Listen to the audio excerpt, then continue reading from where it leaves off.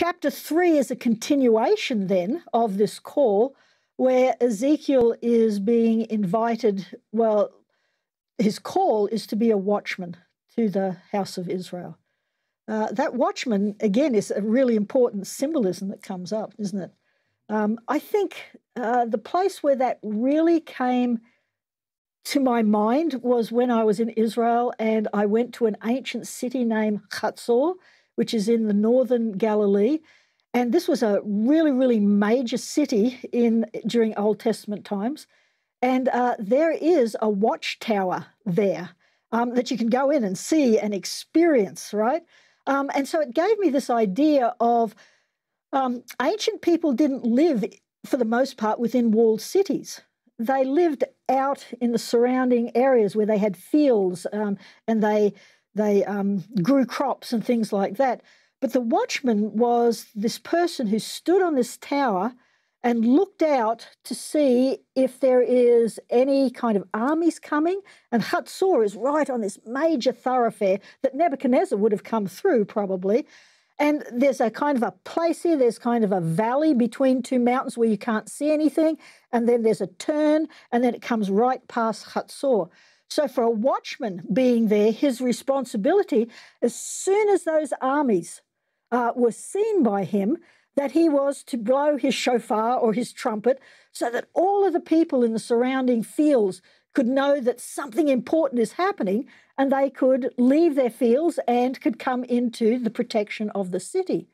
So Ezekiel here is going to learn, as a spiritual watchman, his responsibility is to sound the alarm when there is danger, spiritual danger.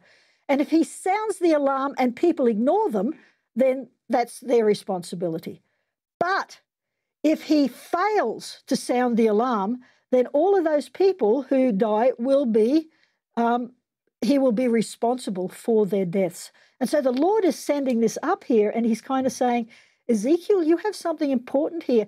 And I think what he's also saying is that God is saying with this call, this is going to be a difficult call to be a prophet.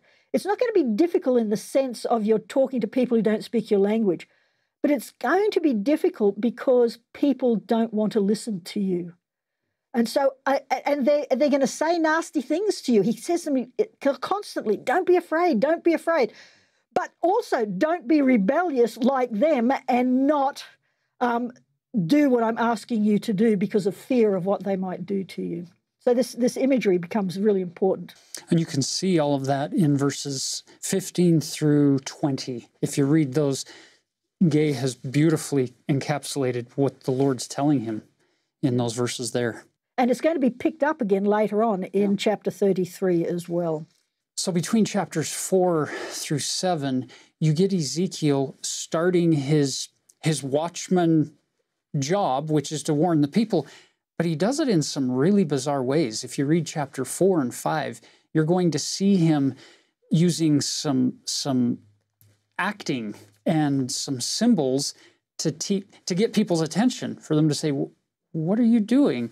And he then teaches them through those symbols about what he sees coming their way and the destructions. This is his way of warning them. It's like street theater. Yeah. You can verbalize things or you can pantomime it. I mean, things like he lays on his side for a year and cooks his food over dung, saying, you guys are all going to be experiencing something like this because of your rejection of God. Which now brings us into his vision of the Jews back in Jerusalem in chapter 8. Okay.